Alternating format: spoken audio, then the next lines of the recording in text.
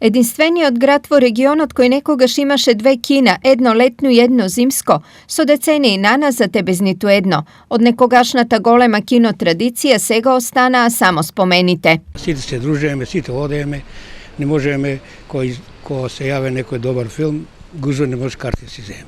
Немаше салата да беше некој пат празна, секој пат беше полна салата. Чекавме кој филм само да го гледаме, што значи дека тоа беше на рекреација. Во меѓувреме современи кина направија речиси сите општини од опкружувањето. Одлични услови за кинопроекции има во Свети Николе, Македонска каменица, а во завршна фаза е реновирањето на киносалата и во Пробиштип.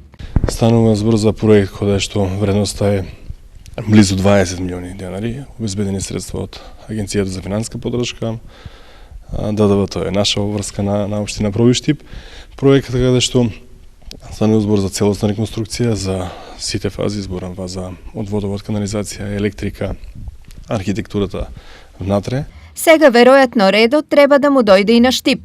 Треба да се направите. На нашето време летното кино беше многу баво и зимното. А сега децата одат од Свети Николе на кино. Значи ние сме млади, сакаме те предходно пред да почне карантинов или коронавирусо, беме во Свети Николе во кино универзум, значи стварно многу добро кино направено, многу добра замисла има. Ама треба и тука да има како што имаше порно. На социјалните мрежи веќе е покрената иницијатива за отворање на кино во Штип. Истата се поклопува со намерата на локалните власти да ја вратат романтиката на кинотрадицијата.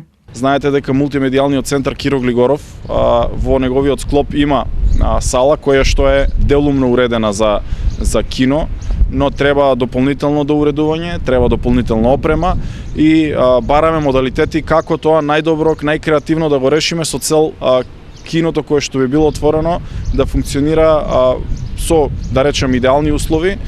Инаку до затварањето на двете кина некаде во средината на 90-тите години, Штип важеше за град каде по глава на жител се гледале најмногу филмови во кино во некогашна Југославија.